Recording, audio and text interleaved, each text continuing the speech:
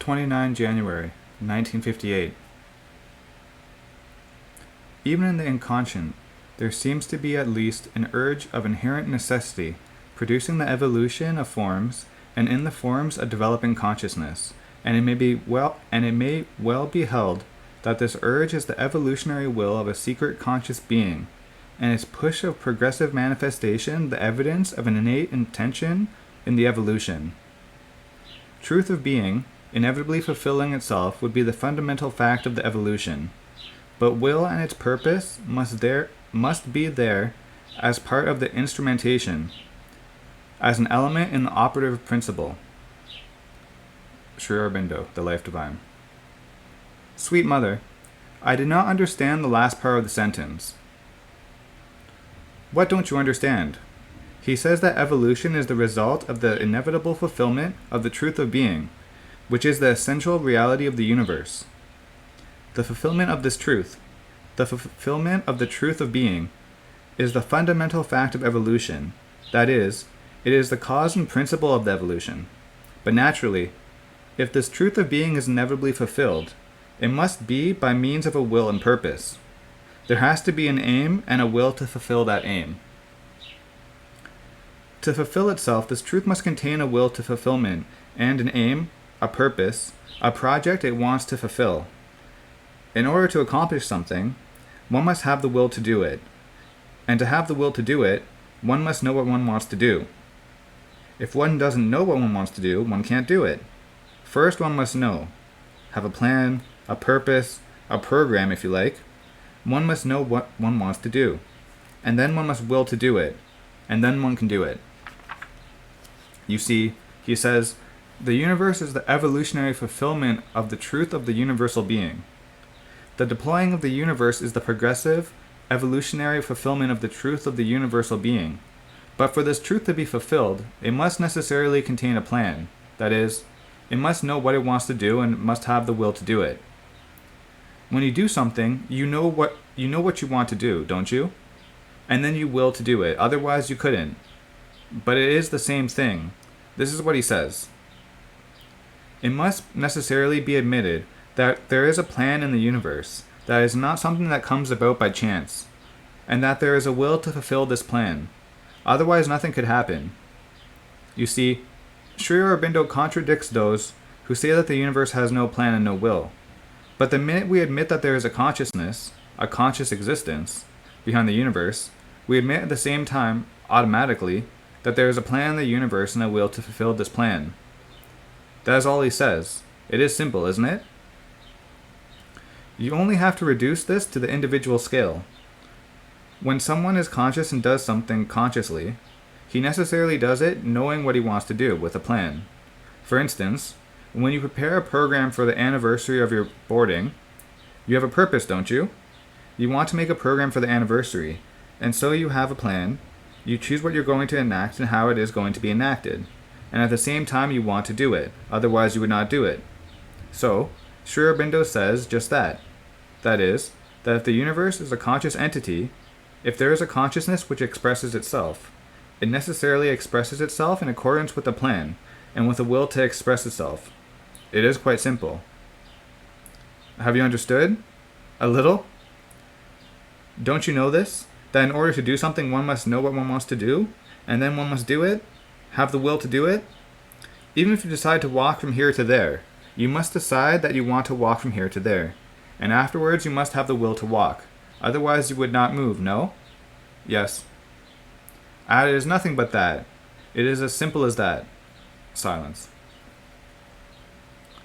But people usually do things so automatically and spontaneously, without watching themselves doing them,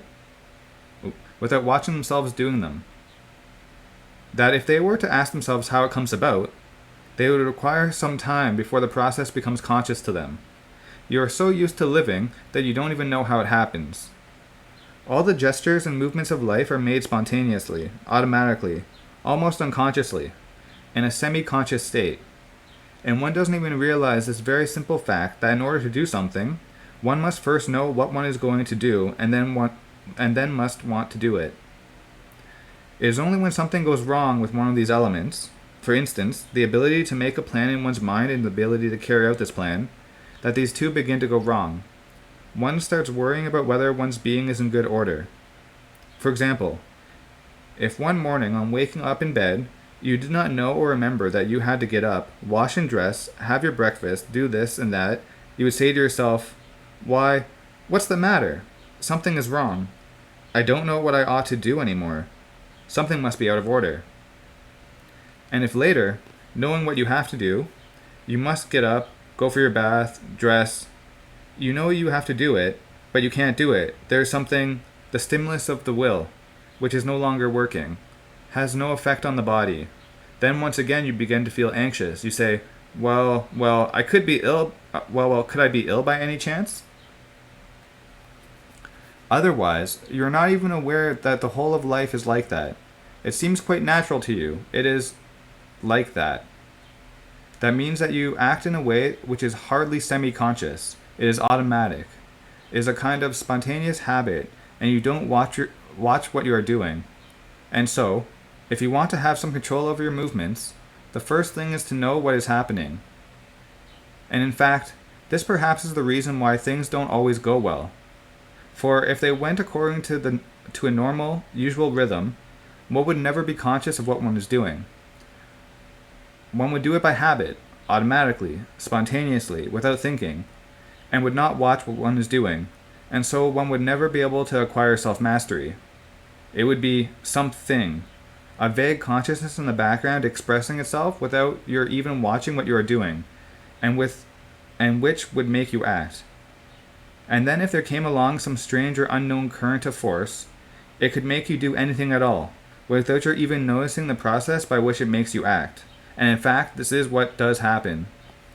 It is only when one is fully conscious of the process, when one knows how life works, the movement of life and the process of life, that one can begin to have control. Otherwise, at first, one doesn't even think at all of having any control.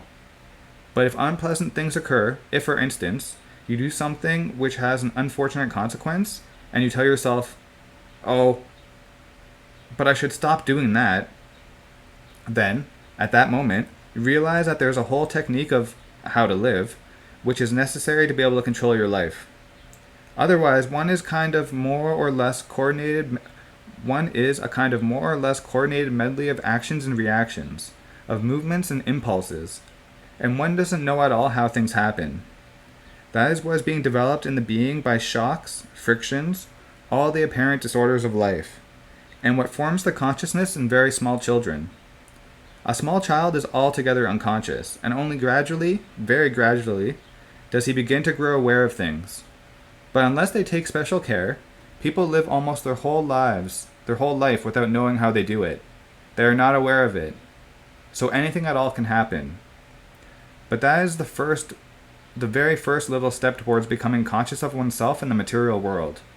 You have vague thoughts and feelings, don't you, which develop more or less logically in the being? Rather less than more. Then you have the faint impression of that. And again, when you get burnt, you realize that something is wrong. When you fall and hurt yourself, you realize that something is wrong. It begins to make you reflect that you must pay attention to this and that so as not to fall, not to burn yourself, not to cut yourself.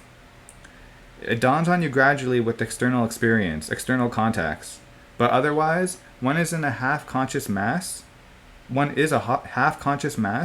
which moves without even knowing why or how. This is the very small beginning of the emergence from the primary state of unconsciousness.